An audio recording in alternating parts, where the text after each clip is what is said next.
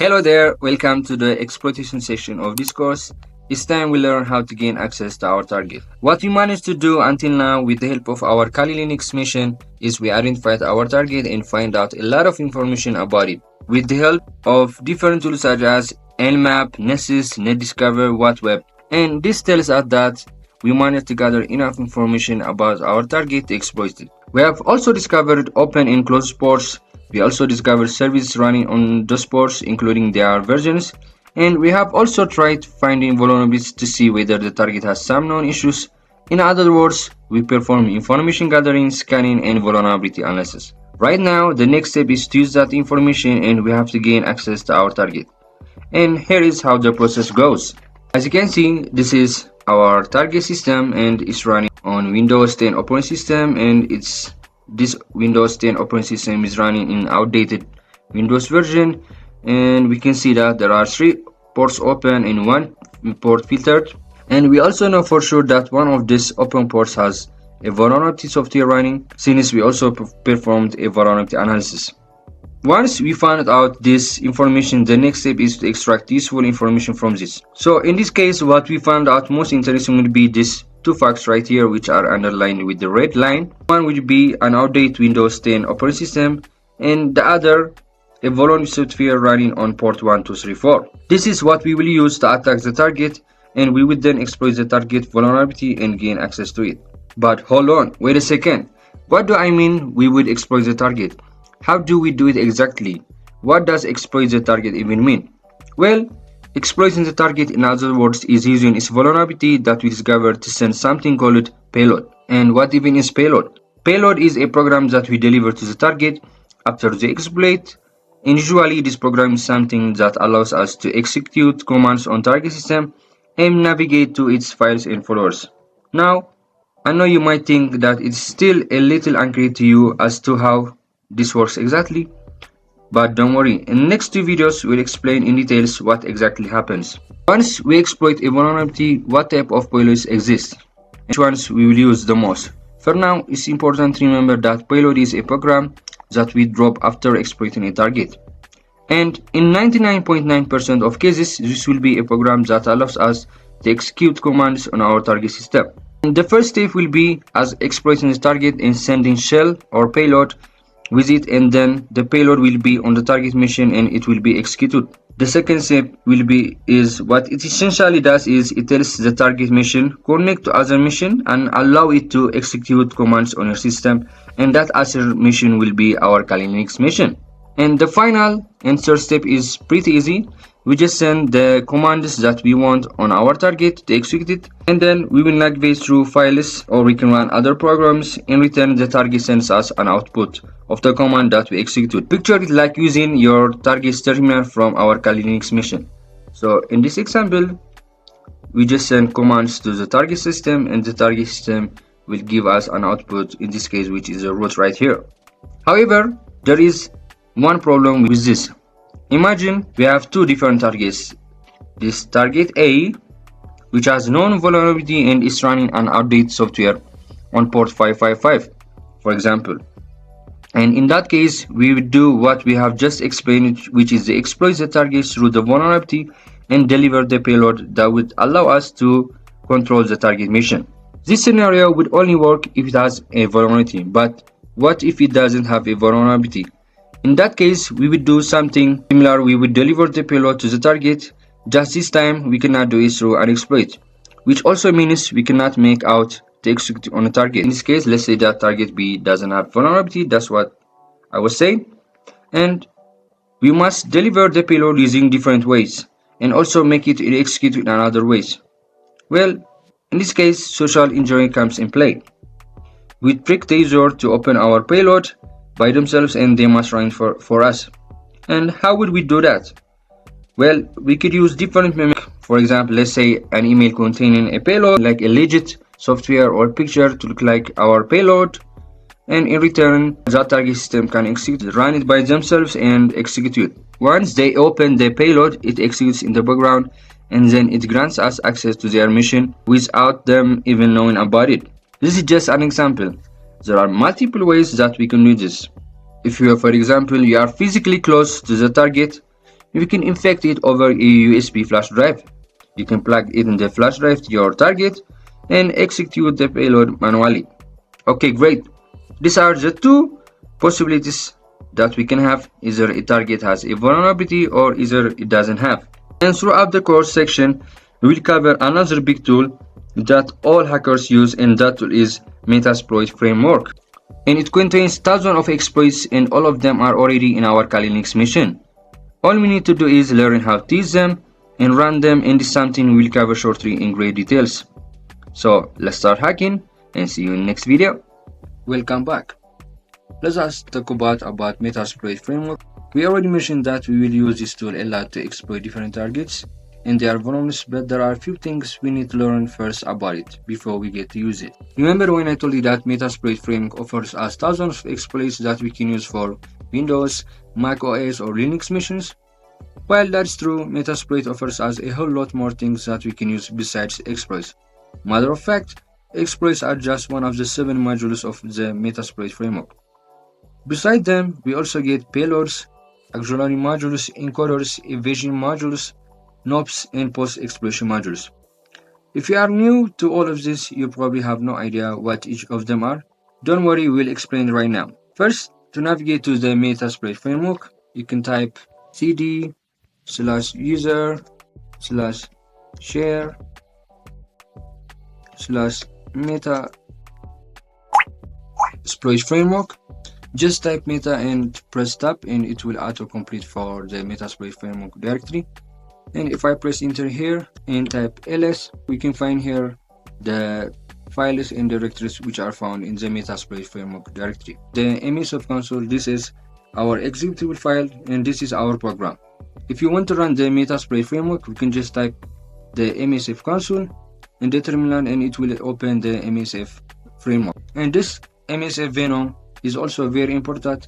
This is a tool that we'll use to generate payloads or shell that we use to control the target mission with. But for this part, we are special here to explain this modules directory. So if I change to that directory and type cd module and type ls, I can find here the 7 modules that explain which are found in the Metasploit framework. And for this part, we are going to explain each of them, which are the 7 modules of the Metasploit framework, which are auxiliary, encoders, evasion, exploits, NOPs, payloads, and post-exploitation. But first, let's start with the first module, and which are familiar with the exploit module.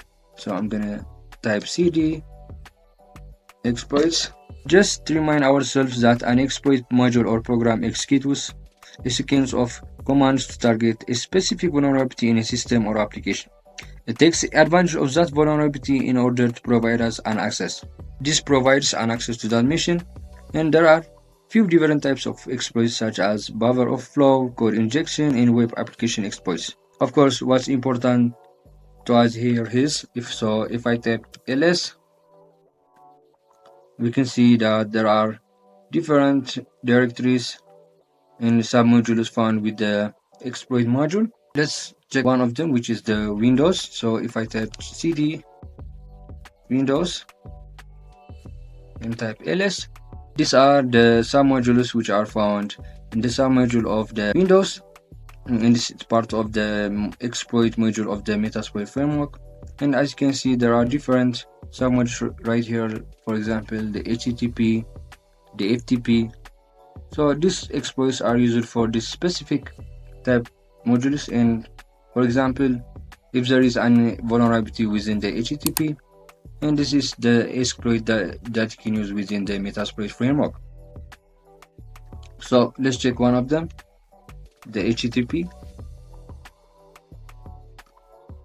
and let's type ls, and we can see there are different exploits that we can find right here, and each one of them right here exploits a different vulnerability.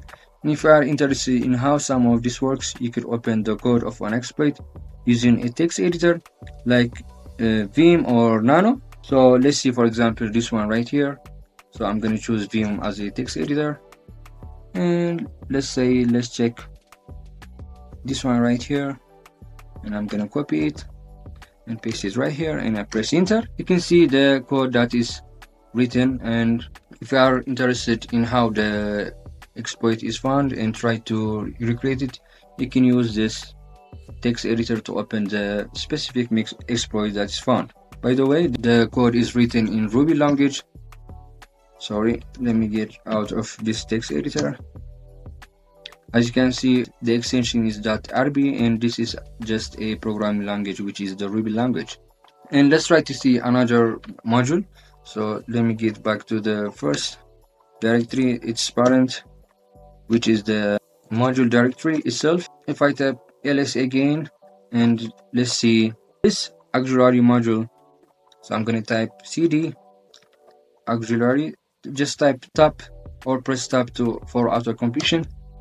And if I type ls here, I can see there are submodules which are found right here. And what even is an auxiliary module? An auxiliary module doesn't execute payload like an exploit module does, but it is used to perform different actions such as scanning, fuzzing, or denial of service attacks. There are modules can be sometimes used in the first stage of penetration testing, as there are a lot of them that perform fingerprinting and vulnerability scanning. So let us check the submodules which are found in the auxiliary module. So I'm going to choose this sniffer submodule. So if I type cd sniffer and type ls, I can only find one right here, which is a Ruby extension. Also, let's try another one right here, which is, let's say, the spoof. So if let me get back to its parent here and change directory to the spoof, and if I type ls here, I can find there are auxiliary modules which can do RP scanning, Cisco, DNS, the LMNR, MDNS, MBNS, and replay. So if you want to see how this auxiliary module works, just try to see to each directory and find out by yourself. So that's what we are here to do. As a penetration tester or as an ethical hacker, you should always try to research by yourself. I'm just here, guys, to give you the basic knowledge of it and how you can perform the penetration testing. Okay, let's check another module. So let me get back to its parent, to the module directory.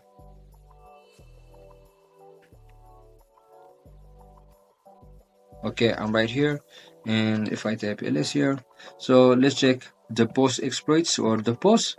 So let me change directory to the post, and if I type cd post and type ls here, we can find a lot of sub modules or subcategories of within the post exploitation module. This module is used, as its name suggests, after exploiting the target. Usually they are used to gather or steal information from target device, and that information could be files, saved passwords, dumping hashes, and enumerating of other services. Many other things we can do with post-exploitation module. Try to see by yourself here. The main point here is it is a post-exploitation module, and it tells us that it's used after an exploit is done. And let us check one of its subcategories or submodules. So let me check the Windows, and if I type ls here, I can find different submodules or categories within the post-exploitation module, and there is subcategory which is the Windows, and within this Windows we can find this exploit right here. What does this escalate mean? Escalate is, as its name suggests, it is escalating privilege, meaning if we exploit a target as a regular user on that mission, we do always want to try to escalate our privilege to become an administrator or a root account. So whenever we gain access to a target after we exploit it, there are some things that we do after we exploit the target. One of them is this escalating privilege. So this is very important for us as an ethical hacker. And this WLAN, as I think, is used to steal saved passwords to gain access to access points, meaning that they can steal passwords from access points of wireless networks. And also another important module is the payloads. So let me get back to its parent. Okay, I'm in the modules directory. So if I type ls here, this is one of the most very important modules here. First, let me try to clear this. And if I type ls again, and let me try to zoom in. And hopefully remember that payload is something we deliver to the target with an exploit in order to control that mission. Let us check the payload subcategory. Module. And let me get into its directory, which is the payloads. And if I type ls here, we can find these adapters, singles, stagers, and stages. Don't mind this one, which are adapters. The most important for us are these three, which are the singles, stagers, and stage. And let us try to explain and see each of them, which are the singles, stagers, and stages. Let's start with the singles. What are singles? Singles are payloads that are completely standalone. They are a single payload and can be something like adding Azure to the target system or running some other applications. And stages set up a network connection between the attacker and the victim, and they are designed to be small and reliable. And the last stages are payload components that are downloaded by stager modules. They can provide us with advanced features with no size limits, such as, for example, different command shell or Metasploit shell. And Metasploit is something that we mentioned for the very first time. And what is a Metasploit? Metasploit is something that we will use a lot. It is similar to the command shell, but with a bunch of other options as well. And it can perform, besides executing commands, we can download files, upload files, record microphones, run webcams on the target mission, and we can also take screenshots of their desktop. So once we are exploiting a target, Metasploit is usually what we want to run on the target after an exploit is done. So let us check it is one of it. Let's check the stagers. So if I go to the stage directory and I type ls, you can find a lot of sub modules within the stagers, and this can be for Android and for the BSD, BSDI, Java for Linux mission, multi-minutes for different operating systems like Linux, Windows, and Mac, for NetWare, for OS X, PHP, Python, and Windows. So these payloads can target Windows, Linux, or they can even be made from different programming languages such as Java, Python, and PHP. These are the sub modules within the stagers. Now let us check one of it, which is the Windows. So if I type cd Windows and type ls, here we can see different ways of establishing a connection. And at all of this that we have right here is reverse TCP, which is right here. This is the most that we are going to use for most of our penetration testing, in which when we use the Metasploit framework. And as you can see, these are the type of stagers that allow us to establish connection between us and our target mission. So for now, we know two main things we will combine in a payload is reverse TCP connection and Metasploit shell, because these two combined gives us much more options to do with the target. Okay, great. Now, if you don't understand some of this, don't worry. Once again, this is something that you will fully understand once we get into the practical example. Okay, until now, we have seen the 4 modules of the Metasploit framework. And for now, we are only left with 3 modules, and we are going to go quickly through them since they are less important than the ones we already covered. And the 3 that are left are the evasion modules, encoders, and knobs. And let's start off with encoders. So if I go back to its module directory and get back to the parent of this submodules right here, if I type ls, and let's start with encoders and let's see its directory. First, what are encoders? Encoders are something that help us to evade antivirus detection, but how exactly do they do that? Well, even though we call our payload this shell, to antivirus and other people it's just a simple malware, Trojan, or a virus. That's why with the help of encoders we can make our payload less detectable. These are not that useful anymore since most of them are recognized by most of the antivirus out there. They can however help us bypass some of them. And let's check the evasion module. So if I go back to its parent, which is the module subdirectory. If I change to the evasion module, and if I type ls here, we only found one Windows here, so this evasion can help us to bypass the Windows Defender, since it is a Windows submodule. And the last thing that we got are knobs. Knobs can be a little bit hard to understand. What a knob is, it is an instruction for the processor to do nothing. Once a processor reads a knob instruction, it does absolutely nothing. But I know what you are thinking, how can this be useful to us? What is a knob's purpose to us? Well, these knobs are useful in the buffer overflow to allocate a lot of space in memory before the payload executes. And FYI, knob stands for no operations. And if you have programmed in assembly before, you will be familiar with this. But don't worry, for now, knobs are not that important for us. Okay, cool. That was a lot to take for a single video, but all of this will be more clear once we start exploiting our target. And trust me, we are really close to that. We just need to explain the usage of the Metasploit in the next video. And after it, we will perform our exploits. So get ready, and I'll see you in the next video. Welcome back. In the previous videos, we talked about the Metasploit framework structure. We explained all the modules and what they are for, but we haven't really run the framework itself. In this video, we are going to run it and run the basic commands for the Metasploit framework. Okay, I already mentioned in the last video that to open this framework, what we must do is open up our terminal and type its name like MSF console and press enter. What you can do is just type MSF console. Okay, sorry. You can just type MSF console and press enter. And keep in mind that it might take some time to open, especially if you are running it for the first time. So let's wait for it. Okay, it's done.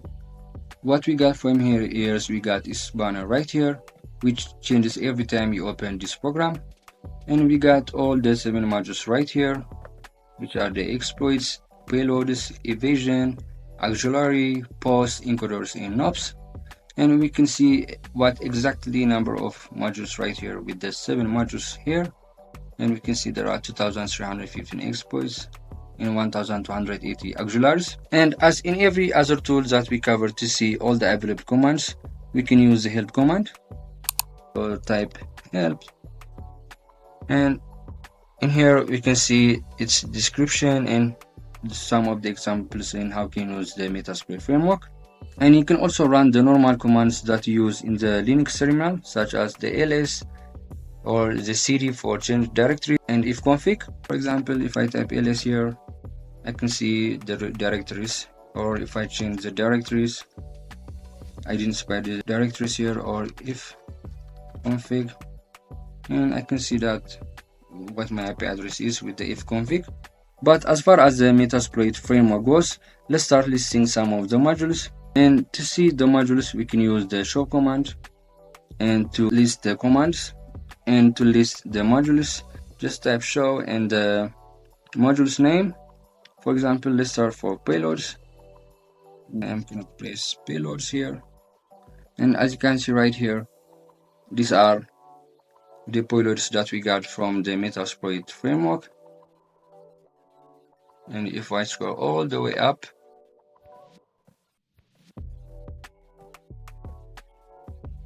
we can see its number it is, its name. For example, in this name for this exploit, it is payload AIX PPC shell bind TCP, and we can see its rank, whether it's normal, high, or critical, and its description here.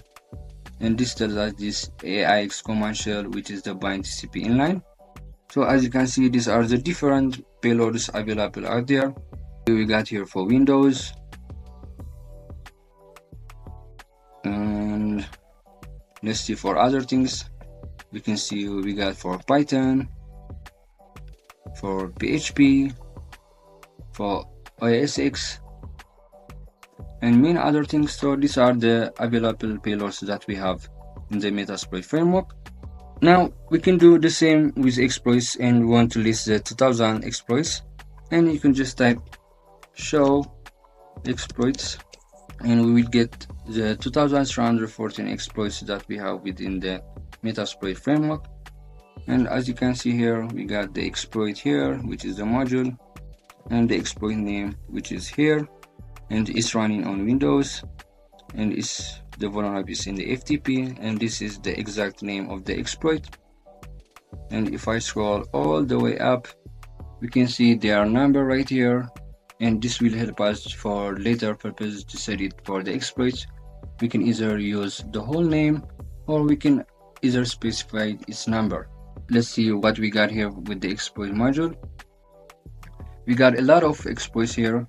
For example, we got an exploit for Android machines or Android devices, and these are the name of it. Let's see when it was disclosed, which was 2019 September 26, and its rank is excellent. That means it is very vulnerable and we can get to it easily. Its description: this is Android binary. It uses after free exploit. And let us see for other things. We got also an exploit for Macs, for Apple iOS. We got for Linux right here. And particularly this multi is used for any operating systems. It can be used for Mac, Linux, or Windows. So when you see this multi, it can be used for any operating systems out there.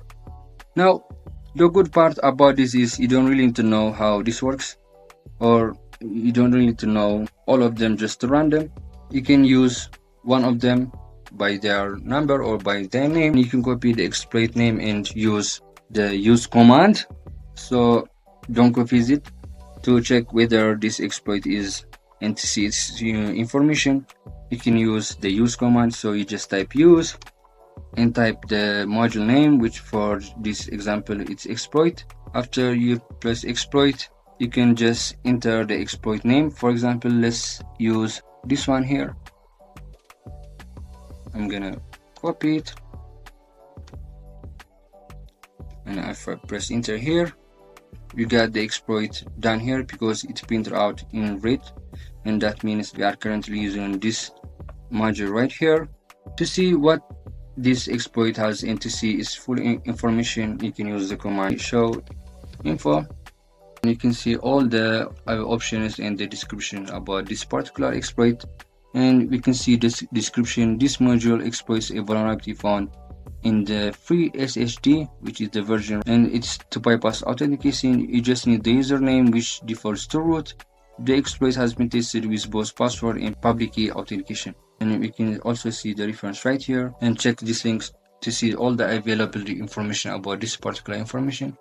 And beside this command, we can also use the command show options, and which is important. So this is the options that we have for this particular exploit. This is the module option, which is right here: exploit Windows SSH, free SSD auto bypass. If I go right here, you can see the available options that we have, which is the rhost and the rport, and these are particularly in which the target machine you try to attack, and you can set that to its IP address, and rhost means for remote host. And under this section, which is the required, it tells us yes or no. When it's yes, it means that it is particularly required to enter this option right here. For example, for this rhost, it is mandatory to enter its IP address for this particular name, and if it is no, it is not required. And we can see also the descriptions for these particular parameters right here. You can target the hosts, and you can also visit these links to see what options you can use. And the R port, which is the remote port, this is our target port in which is listening, and of course we need it. And this is the target port, which is the TCP. If I scroll to these payload options, we got the payload right here, which is in Windows Metasploit reverse TCP, and this is very important for us. And this is the shell it opens on the target machine once we exploit it. And this reverse TCP is type of connection that we explained before, and it is established connection in our Kali Linux machine. So instead of listening on the target, we are the one listening for incoming connection. We got a lot of options right here that we can set up. And set up this rhosts, you can use the set command. So for example, if you want to set up the rhost, let's say that our target system has the IP address of 192.168.88.4. So to set it, just type set our hosts and the IP address of your target mission, like this. So if I press enter here, the R host is set to this one, and if I type show options again, show options, I can see that it's changed to this, and the R host parameter is configured to this IP address. And let us also check the R port, and if you want to set it up, you can change it, but for this particular, since it is SSH, it's using this R port. But if you want to change it, just type set R port 23, and if I type show options, I can see that it's changed to 23. For this L host, this is the listening host, which is our Kali Linux machine. As I told you, since it is reverse TCP, we are establishing connection, and we are the ones listening for the incoming connection. And if you want to set it up, you can just type set lhost 192.168.88.249. For this particular example, since we are listening our Kali Linux machine, of course I'm going to use my Kali Linux IP address. But if you want to change your listening device to another device, you can set it up to its particular IP address. So this is how we can set it up. But most of the time the lhost is set by the Metasploit framework by itself, so don't try to change it. But if you see it incorrect, and change it to the particular device you want to listen to. Now, payload is something that usually you can change, but most of the time don't change it because Metasploit chooses for you. But if you want to see the available payloads for this particular exploit, you can just type show payloads, and it will give you the available payloads for this particular exploit. It will not give you all the 2000 exploits because we are choosing this particular exploit right here. So these are the available payloads for this particular exploit, which is the Windows SSH free SSD out bypass. And you can set to your choice of payload by using the set command, and you can just type set payload, set payload, and then the payload's name. So I'm going to choose this one here. I'm going to copy it, and if I paste it right here, the payload will change to this one. Let us change bind because previously we used the reverse. So to set the payload, just type set payload and then the payload's name, and I press enter here. The payload is changing, and if I type show options, I can see that the payload is changed to bind TCP. And the difference between bind TCP and reverse TCP is, in this bind TCP is not our Kali Linux that's listening for the incoming connection, it is our target that's listening for the incoming connection.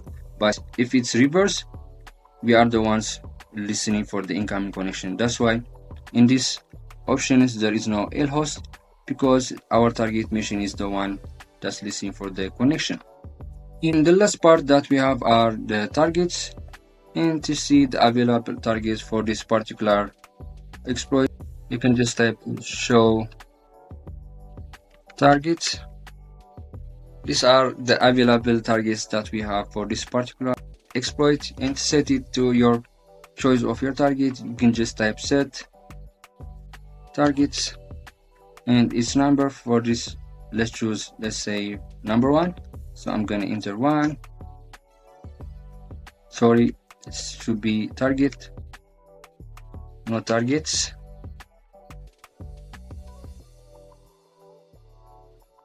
And the target is changed to 1. But if you don't know which target is vulnerable or not, you can set it to automatic, and Metasploit framework will choose for you.